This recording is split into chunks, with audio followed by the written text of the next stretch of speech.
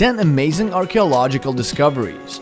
The job of an archaeologist can often be boring and tiresome, digging all day long and brushing away dust from stones only to find nothing. But sometimes the discoveries are so amazing that the archaeologists themselves become speechless. Welcome to 10 amazing archaeological discoveries. At the end of the 19th century, a scientific archaeological expedition dug a ground hill and didn't expect at all to find what they found.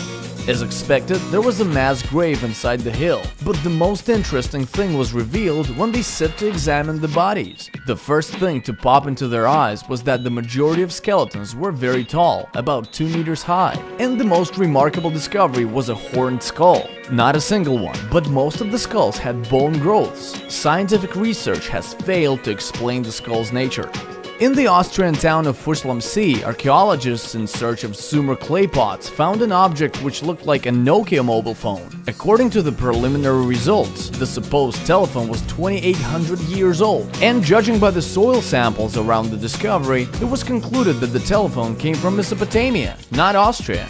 Petrospheres, or stone balls of Costa Rica, discovered in the 1930s in the river Diquis Delta, amazed the scientists first of all by the fact that the tribes which used to live in the area were not able to create something alike. Yet upon their discovery, a lot of theories on their origin were set forth.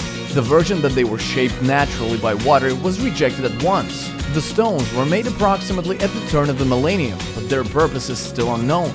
Anyway, some theories say that they marked the boundaries between different tribes' territories.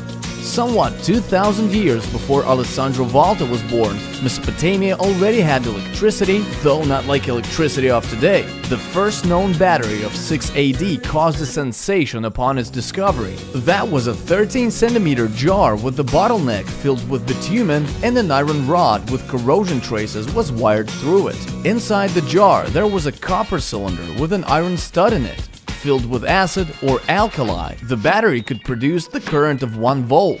Scientists assume that the battery helped to apply silver on a vase through electrolysis process. In 1936, during a tomb excavation, an Egyptologist Walter Emery discovered among clay pottery an object which is nowadays known as the Sabu disc. As it is evident from the name, the disc has a right round shape and reminds a thin stone plate. Upon the discovery, arguments about the disc's purpose multiplied. There were theories that the disc was a plate for food, but the shape was not particularly convenient. Another version, that it was a lamp, was also rejected. Scientists still fail to explain the purpose of the disc as well as the way the disc was made. In 1952, Danish archaeologists made a truly mysterious discovery in peat bogs in one of the country's regions. Namely, that was a body of a man who had lived in approximately 200 BC and was called the Man of Goalpara. The most amazing thing was that the body was perfectly preserved due to the bog. It had nails on the hands and hair on the head. Only its face and skull were slightly damaged. Thanks to the well-preserved state of the body, it was possible to determine the cause of death, the cut from the ear to the throat. The specialists also managed to find other injuries and even find out what the man ate before death. Moa is a bird species extinct in the 15th century which inhabited New Zealand. This bird was as tall as around 4 meters and weighed nearly 250 kilos. Archaeologists from all over the world know the cases when remains of these huge birds were found and the bird's appearance was reconstructed on their bases. That was before an expedition in New Zealand went to the cave system of Mount Owen. It was in the caves that the expedition discovered a mummified bird's claw. Its state was so intact that it was first assumed that its owner had just died, but then it was found out that the claw belonged to a moa bird.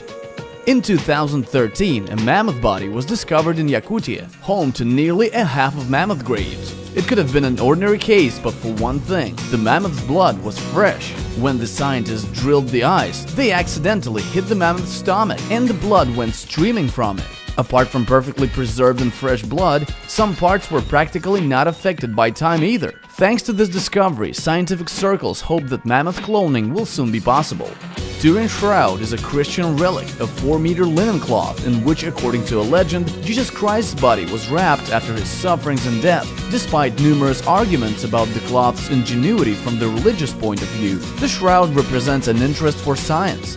For example, various researches are being carried out in order to find out how somebody managed to depict the man on the shroud, supposedly Christ.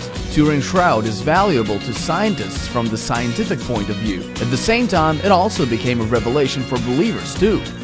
King Shi Huangdi, emperor of the Qin dynasty, who managed to unite all China at the early age of 13, began his ruling with building his own tomb, the construction of which lasted for 38 years. It was at the age of 13 that Shi Huangdi had an idea to take soldiers to the afterlife. That was how the Terracotta Army appeared. This army comprises 8,099 full-scale terracotta sculptures of Chinese warriors and their horses, which spent almost 22 centuries beside the tomb guarding their ruler. The Terracotta Army was discovered in 1974 and the excavation was carried out in 3 phases, in 1986, in 2000 and in 2009. And for me, the most surprising discovery is your likes and comments. Subscribe to my channel and leave your likes. That's all for today.